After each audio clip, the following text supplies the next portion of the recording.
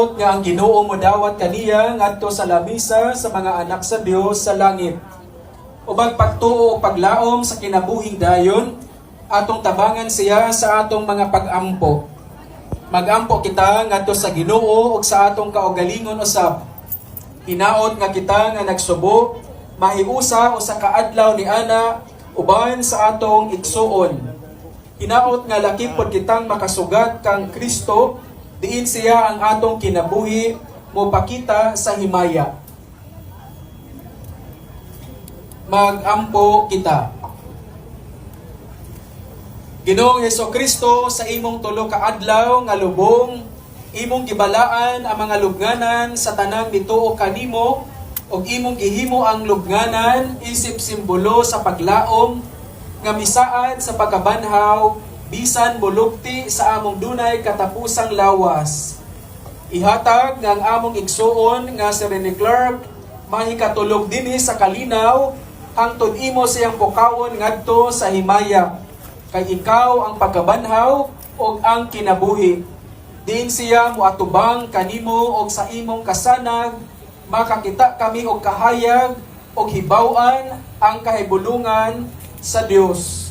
Kay ikaw nagapuyo og nagahari hangtod sa kahangturan. Amen.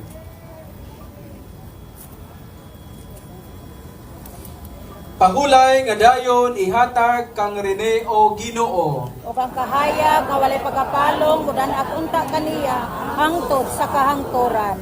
Mupahulay unta siya sa kalinaw. Amen. Hinaot nga ang iyang kalag o ang kalag sa tanang nangamatay, pinaagi sa kaluoy sa Dios, mupahulay sa kalinaw. Amen.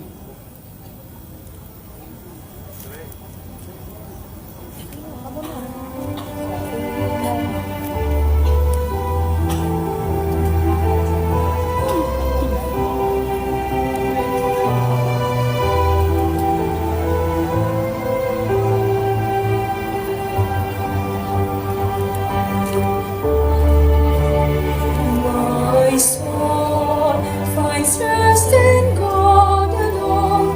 My salvation comes from Him.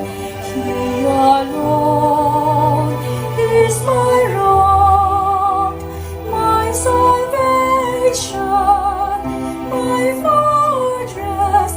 I shall never be afraid. I shall never be afraid.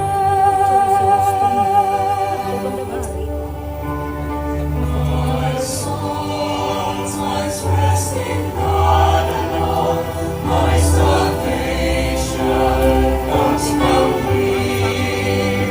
He alone is my rock, my salvation, my fortress.